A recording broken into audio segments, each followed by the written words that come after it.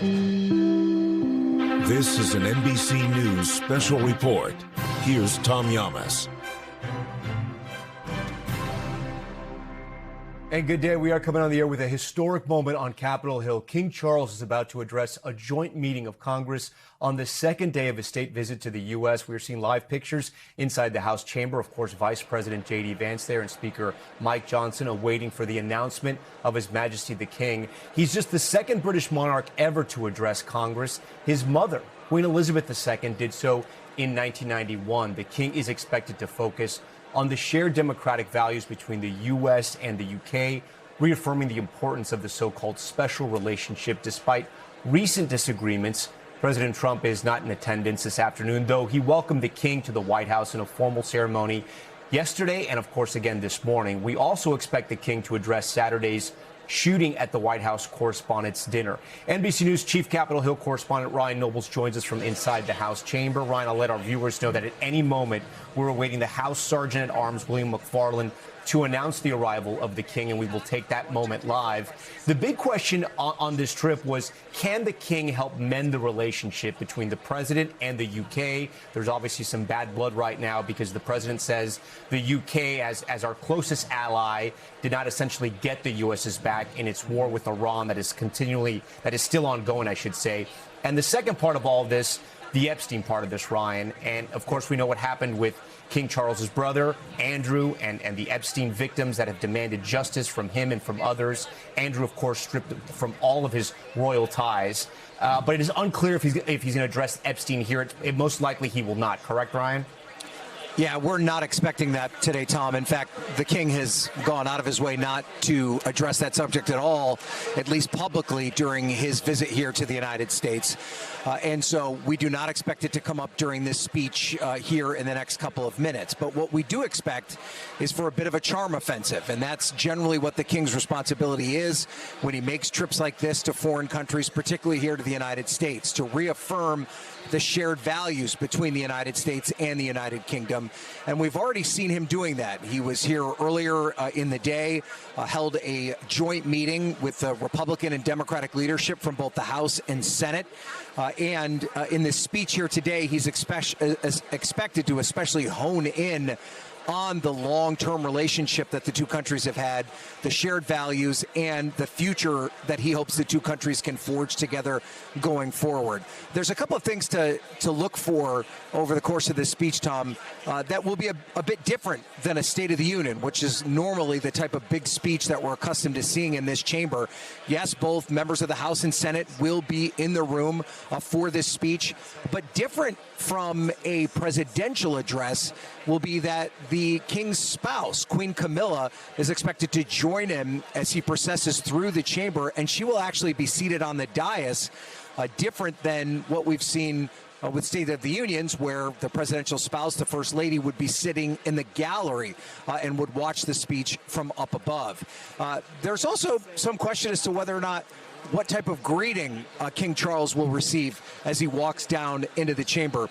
When his mother, Queen Elizabeth, addressed this body back in 1991, she walked down the middle of the aisle and no one shook her hand. It was thought not to be appropriate, that was breaking with protocol. Now, we see King Charles willing to shake people's hands in other settings. Will the members of Congress take the opportunity to try and attempt to shake his hand as he enters the chamber here in the next few minutes? That's an open question. And then one other thing I think will be important to watch here today is that this room, particularly for big speeches like this, Tom, has been an incredibly divisive place. Going back through basically the beginning of the Trump administration, it carried through the Biden administration, and now through the second Trump administration. When the president has addressed this body, it is very polarized. Half of the chamber sits with their hands glued to their seats. They do not stand. They rarely clap throughout the entire speech, while the other side of the chamber is on their feet applauding at almost every single line the president delivers. It will likely be a much different setting here. We have not really seen a unified chamber in this sense, perhaps going back to when the Ukrainian President Volodymyr Zelensky addressed this body towards the beginning of the war with Russia, where at that point he had unified unified support amongst Republicans and Democrats from American support in that war effort. We do expect there to be a very warm reception for King Charles, despite those disagreements that you talked about at the top of this broadcast. These members of Congress, both Republican and Democrat, understand how important that relationship is, both economically and from a national security perspective. And we do expect them to greet King Charles warmly, and that they will respond pretty affirmatively to most of the things that he has to say in this speech. And we expect him to be very subtle. King Charles has a very different political style than Donald Trump. The remarks that he has, you're going to have to, in some ways, read between the lines to see the point that he's trying to make, Tom. Yeah, Ryan, I will say, just from judging from the camera shots that we're seeing in the different angles we just heard, we're going to pause for a moment. Let's listen in. Third and Queen Camilla.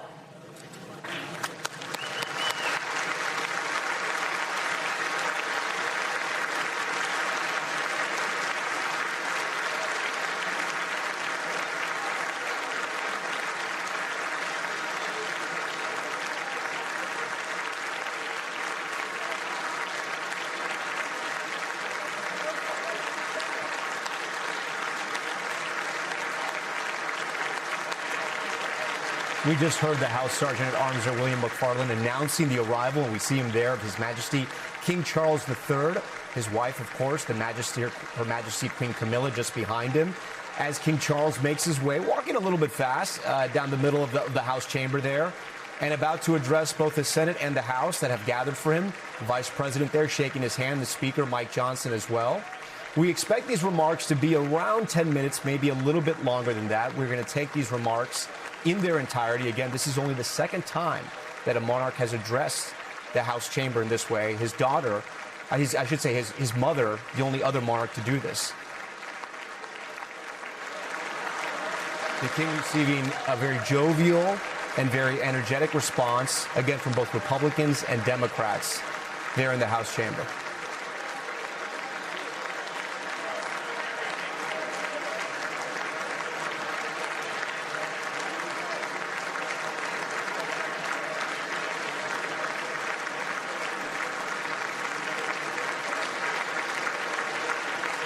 The king looking to take it all in here as before he begins his remarks.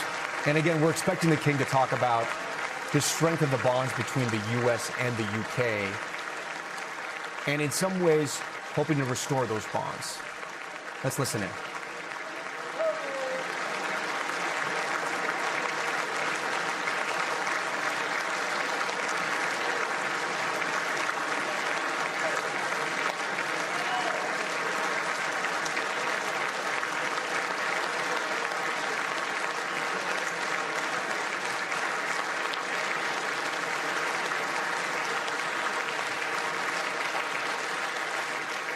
Members of Congress, I have the high privilege and distinct honor of presenting to you His Majesty Charles III.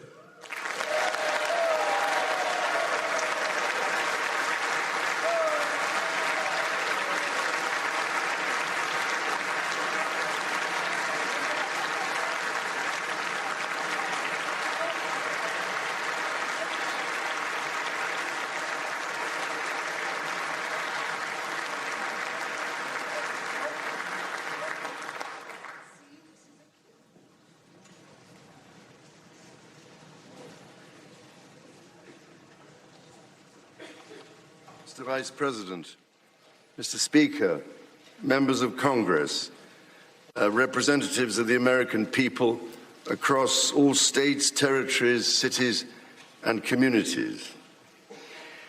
I would like, if I may, to take this opportunity to express my particular gratitude to you all for the great honor of addressing this joint meeting of Congress, and on behalf of the Queen and myself, to thank the American people for welcoming us to the United States to mark this semi-quincentennial year of the Declaration of Independence. And for all of that time,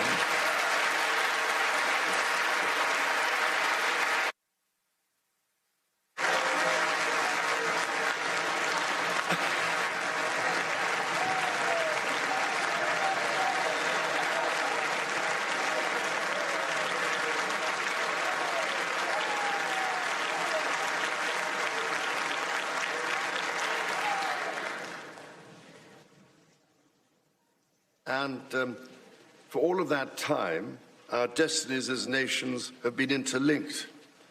As Oscar Wilde said, we have really everything in common with America nowadays, except, of course, language. So, ladies and gentlemen, we meet in times of great uncertainty, in times of conflict from Europe to the Middle East, which pose immense challenges for the international community and whose impact is felt in communities the length and breadth of our own countries. We meet, too, in the aftermath of the incident not far from this great building that sought to harm the leadership of your nation and to foment wider fear and discord.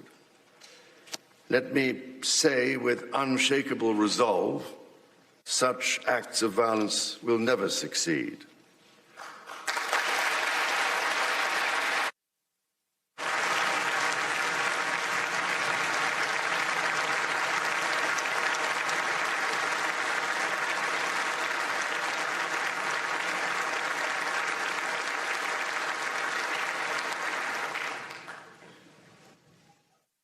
Whatever our differences, whatever disagreements we may have, we stand united in our commitment to uphold democracy, to protect all our people from harm, and to salute the courage of those who daily risk their lives in the service of our countries.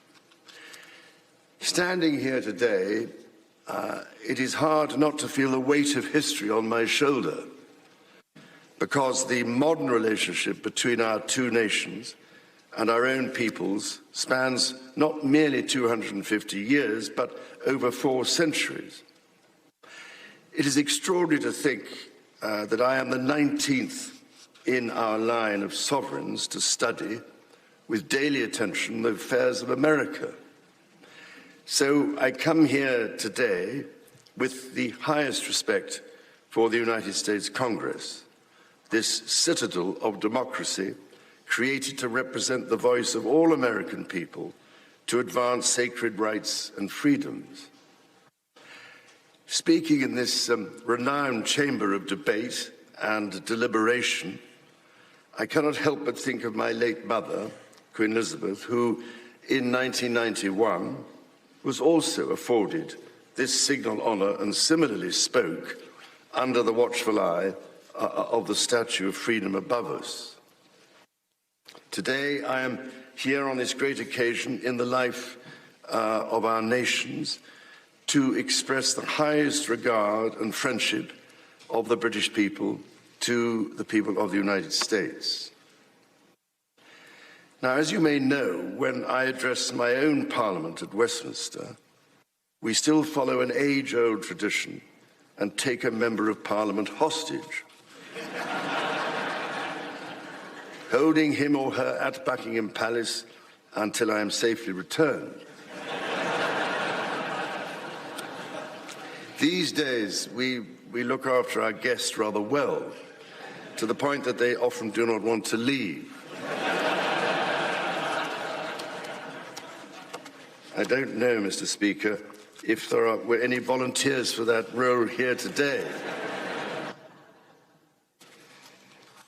As I look back across the centuries, Mr. Speaker, there emerge certain patterns, certain self-evident truths from which we can learn and draw mutual strength. With the spirit of 1776 in our minds, we can perhaps agree that we do not always agree, at least in the first instance. Indeed, the very principle on which your Congress was founded no taxation without representation, was at once a fundamental disagreement between us and at the same time a shared democratic value which you inherited from us. Ours is a partnership born out of dispute, but no less strong for it. So perhaps in this example, we can discern that our nations are in fact instinctively like-minded, a product of the common democratic, legal, and social traditions in which our governance is rooted to this day. Drawing on these values and traditions, time and again, our two countries have always found ways to come together. And by Jove, Mr. Speaker, when we have found that way to agree, what great change is brought about, not just for the benefit of our peoples, but of all peoples. This, I believe, is the special ingredient in our relationship. As President Trump himself observed during his state visit to Britain last autumn, the bond of kinship and identity between America and the United Kingdom is priceless and eternal. It is irreplaceable and unbreakable.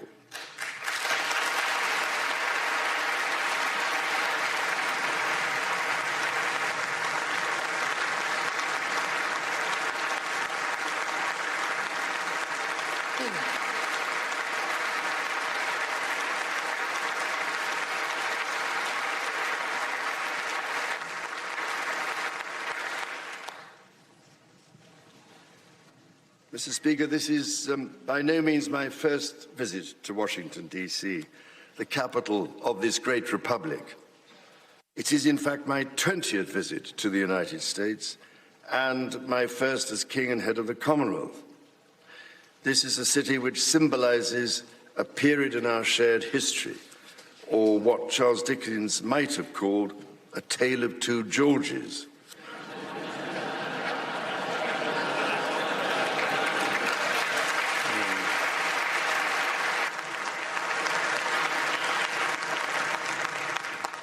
First President, George Washington, and my 5 times great-grandfather, King George III. King George, as you know, never set foot in America, and please rest assured, ladies and gentlemen, I am not here as part of some cunning rearguard action.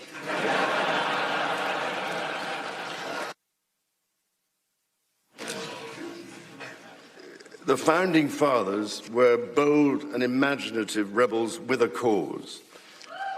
250 years ago, or as we say in the United Kingdom, just the other day,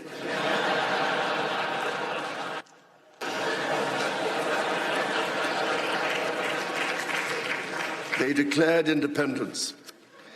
By balancing contending forces and drawing strength in diversity, they united 13 disparate colonies to forge a nation on the revolutionary idea of life, liberty, and the pursuit of happiness.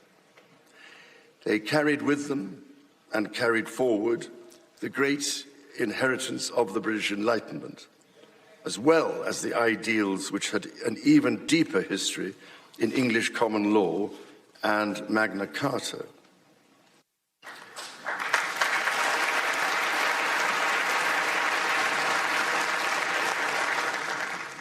These roots run deep, and they are still vital. Our Declaration of Rights of 1689 was not only the foundation of our constitutional monarchy, but also provided the source of so many of the principles reiterated, often verbatim, in the American Bill of Rights of 1791. And those roots go even further back in history.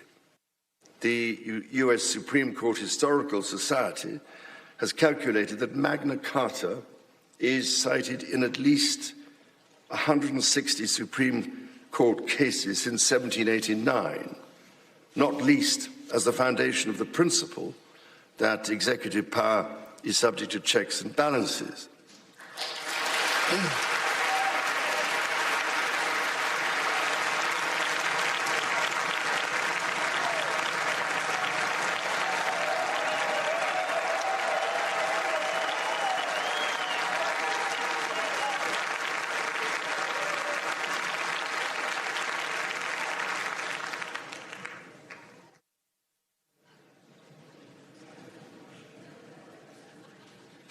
This is the reason why there stands a stone by the River Thames at Runnymede, where Magna Carta was signed in the year 1215.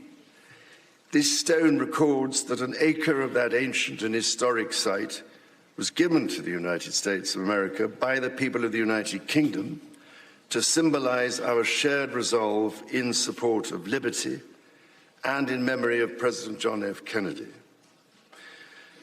Distinguished members of the 119th Congress, it is here in these very halls that this spirit of liberty and the promise of America's founders is present in every session and every vote cast, not by the will of one, but by the deliberation of many, representing the living mosaic of the United States.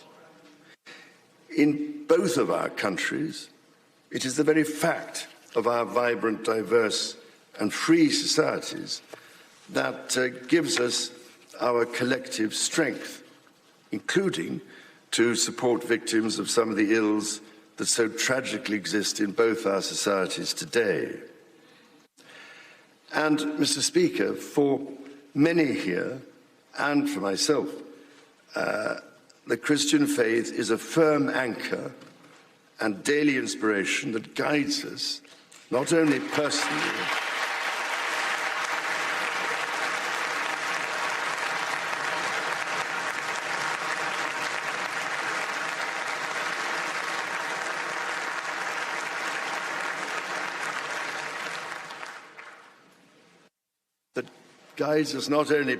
but together as members of our community. Having devoted a large part of my life to interfaith relationships and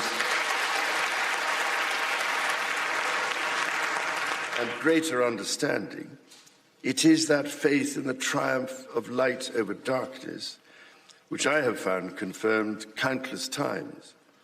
Through it, I am inspired by the profound respect that develops as people of different faiths grow in their understanding of each other.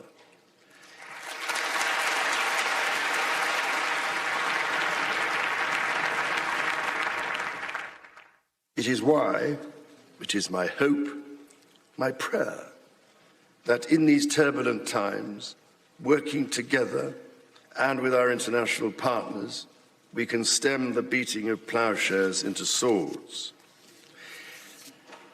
I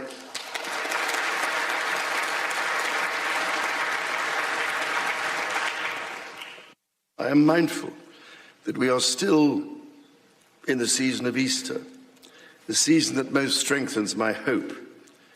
It is why I believe with all my heart that the essence of our two nations is a generosity of spirit and a duty to foster compassion, to promote peace, to deepen mutual understanding, and to value all people of all faiths and of none.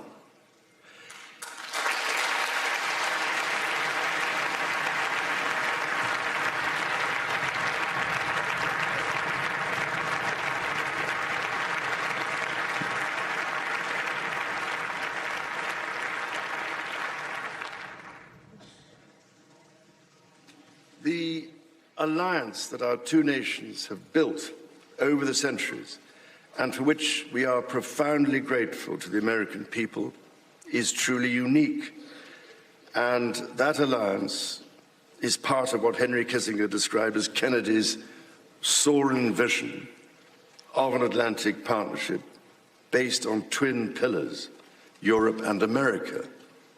That partnership, I believe, Mr. Speaker, is more important today than it has ever been.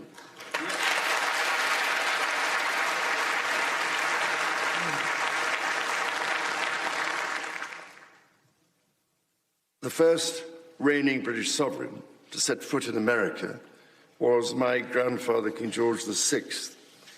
He visited in 1939 with my beloved grandmother, Queen Elizabeth, the Queen Mother.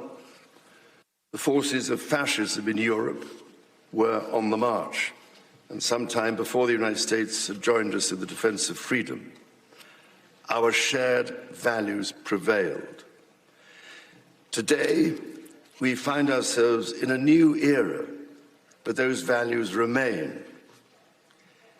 It is an era that is in many ways more volatile and more dangerous than the world to which my late mother spoke in this chamber in 1991. The challenges we face are too great for any one nation to bear alone.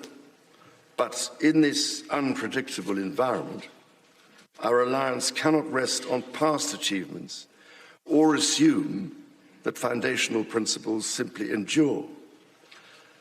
As my Prime Minister said last month, ours is an indispensable partnership. We must not disregard everything that has sustained us for the last 80 years. Instead, we must build on it.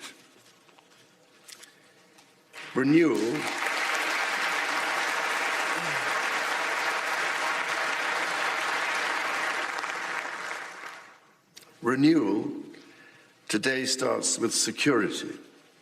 The United Kingdom recognizes that the threats we face demand a transformation in British defence. That is why our country, in order to be fit for the future, has committed to the biggest sustained increase in defence spending since the Cold War, during part of which, over 50 years ago, I served with immense pride in the Royal Navy, following in the naval footsteps of my father, Prince Philip, Duke of Edinburgh, my grandfather, King George VI, my great-uncle, Lord Mountbatten, and my great-grandfather, King George V. This year, of course, also marks the 25th anniversary of 9/11. This atrocity was a defining moment for America, and your pain and shock were felt around the whole world. During my visit to New York, my wife and I will again pay our respects to the victims, the families, and the bravery shown in the face of terrible loss. We stood with you then, and we stand with you now in solemn remembrance of a day that shall never be forgotten.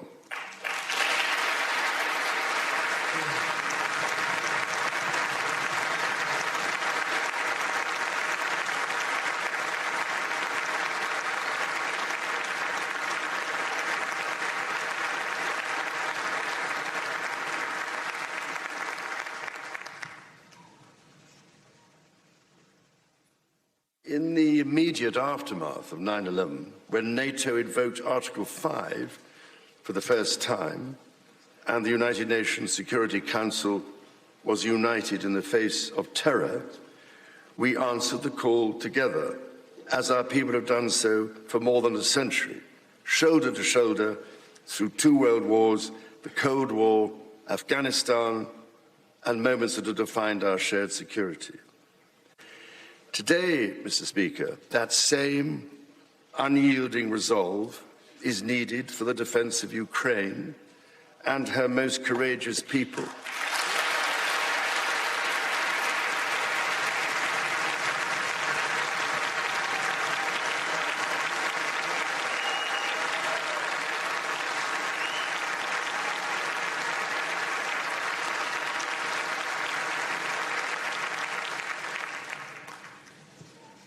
It is needed in order to secure a truly just and lasting peace. From the depths of the Atlantic to the disastrously melting ice caps of the Arctic, the commitment and expertise of the United States Armed Forces and its allies lie at the heart of NATO, pledged to each other's defence, protecting our citizens and interests, keeping North Americans and Europeans safe from our common adversaries. Our defence, intelligence and security ties are hardwired together through relationships measured not in years, but in decades. Today, thousands of US service personnel, defence officials and their families are stationed in the United Kingdom, as British personnel serve with equal pride across 30 American states. We are building F-35s together, and we have agreed the most ambitious submarine program in history, AUKUS.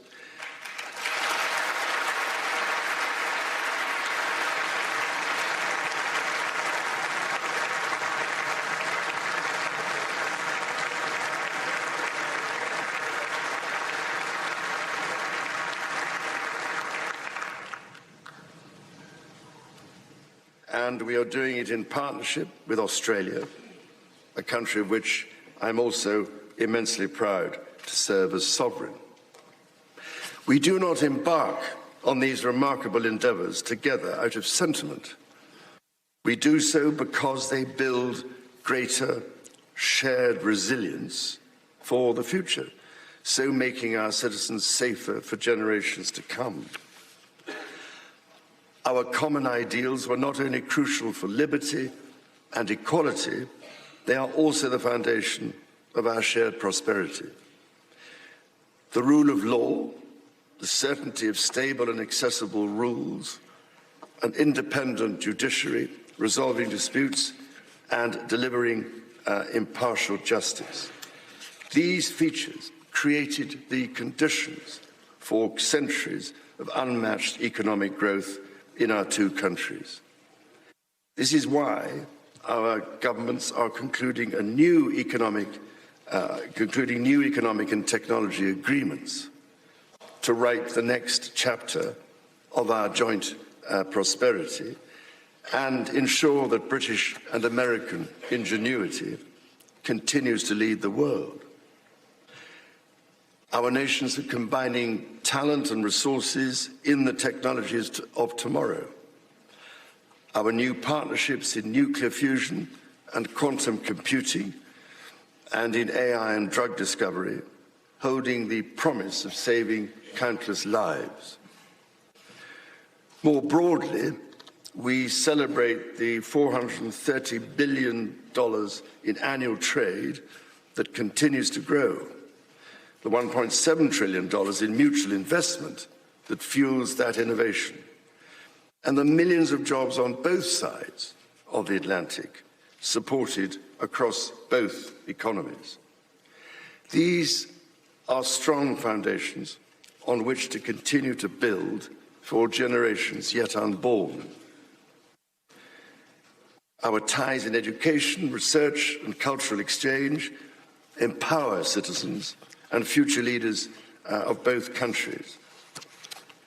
The Marshall Scholarship, named after the great General George Marshall, and the association of which I am so proud to be patron, are emblematic of the connection between our two countries. Since its founding, more than 2,300 scholarships have been awarded, opening doors for Americans from all walks of life to study at the United Kingdom's leading universities. So as we look toward the next 250 years, we must also reflect on our shared responsibility to safeguard nature, our most precious and irreplaceable asset.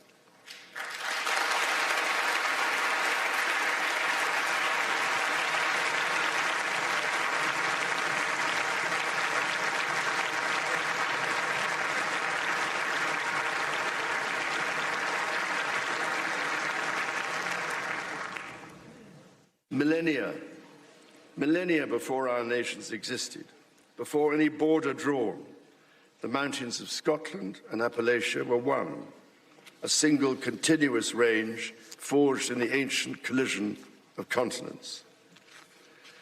The natural wonders of the United States of America are indeed a unique asset, and generations of Americans have risen to this calling. Indigenous, political and civic leaders, people in rural communities and cities alike, have all helped to protect and nurture what President Theodore Roosevelt called the glorious heritage of this land's extraordinary natural splendor, on which so much of its prosperity has always depended. Yet, even as we celebrate the beauty that surrounds us, our generation must decide how to address the collapse of critical natural systems, which threatens far more than the harmony and essential diversity of nature. We ignore at our peril the fact that these natural systems, in other words, nature's own economy, provide the foundation for our prosperity and our national security.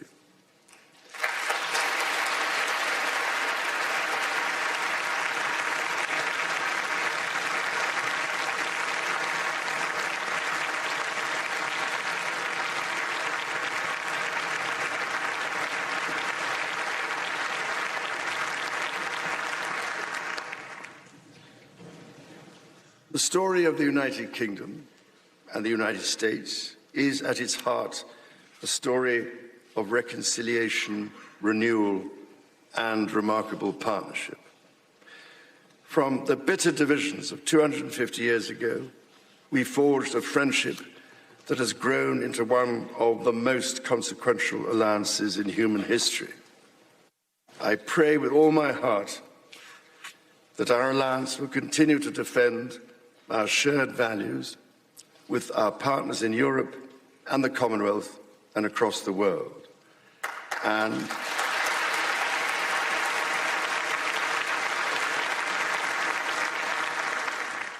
that we ignore the clarion calls to become ever more inward-looking. Mr. Speaker, Mr. Vice President, distinguished ladies and gentlemen, America's words carry weight and meaning, as they have since independence. The actions of this great nation matter even more. President Lincoln understood this so well with his reflection in the magisterial Gettysburg Address, that the world may little note what we say, but will never forget what we do.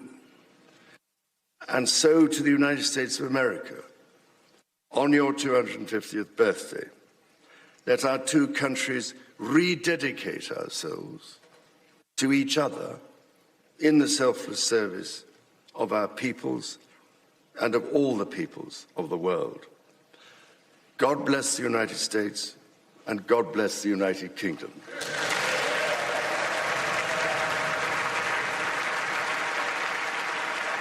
We have just been listening to King Charles address both chambers of Congress here. And as the first rule of public speaking, know your audience, King Charles did his homework. He was eloquent, he was funny, he was thoughtful, and he was incredibly respectful, starting his comments by saying, the United States Congress, the citadel of democracy, created to represent the voices of all American people to advance sacred rights and freedoms. And then later getting a standing ovation when he said the bond of kinship between the U.S. and the U.K. is priceless and eternal, is irreplaceable and unbreakable. There were several moments of standing ovations here throughout his speech. The King trying to reaffirm those strong bonds between his country, the U.K., and of course, the United States as well. And as I bring in Ryan Nobles here, who listened to the speech as well there on Capitol Hill, I wonder, Ryan, if he was sending a subtle message, and maybe not so subtle message, to our president, when he said America's words carry weight and meaning, and they have since the independence. The actions of this great nation matter even more. I don't see how you could not interpret it as such, Tom. And I have to say, being in the room, and it may not have been picked up if you were watching at home on television, when he said those two lines, there was a hush, almost gasp, you would describe, from the Democratic side of the chamber in that moment. That clearly resonated with certain members of Congress in the room. And then when he drove that point home by referencing President Lincoln and the Gettysburg Address, saying that the world may little know what we say, but will never forget what we do. That was as powerful a moment, I think, as anything that he gave over the course of that roughly 25-minute speech.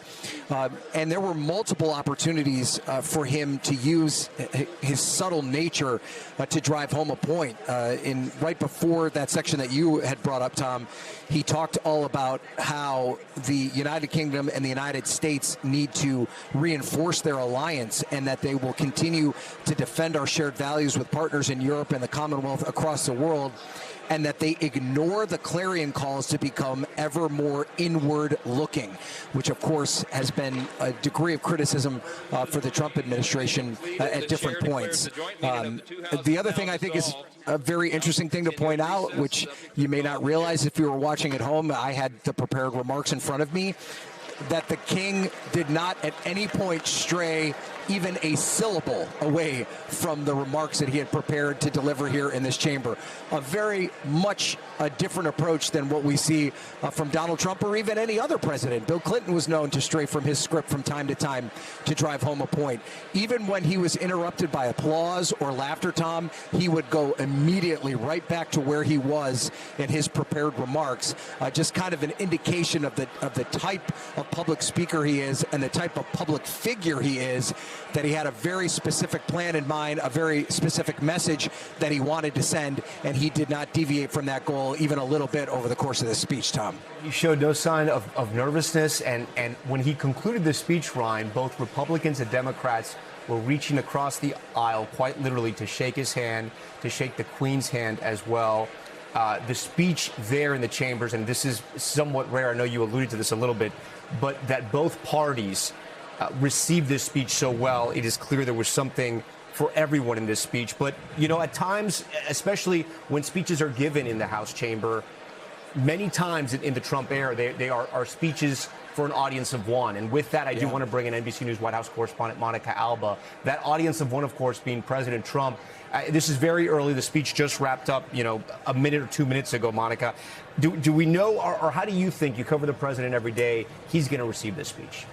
Well, Tom, the president himself said that he wished he could have traveled to Capitol Hill to be in attendance for these remarks. Ultimately, he could not do that for logistical and security reasons, and because he wouldn't be in attendance for a speech like this. But that is how much he wanted to be a part of it. He was looking forward to what the king was going to say. And certainly some of the things that the king talked about, the president might disagree with him on. When the president specifically has made these comments about NATO in the past, he has been a very big critic of that critical alliance. It was clear here from the king's speech that he wanted to boost NATO and talk about how important it is to be able to have a system of allies when it comes to important things like the war in Ukraine currently, which is another area of a little bit of disagreement about how much support is still going there in terms of how the U.S. views that and how the UK views that. And I thought something else, Tom, that really stood out to me was what the king said in reference to what happened on Saturday night at the White House Correspondents' Dinner,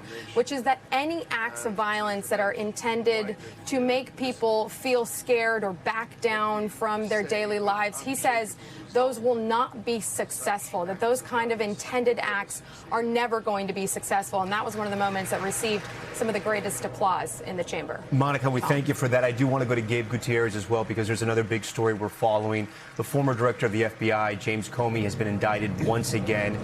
Gabe Gutierrez, Gabe, talk to us about what we know about this case, the legal merits, and what exactly got him under the auspice of the FBI once again.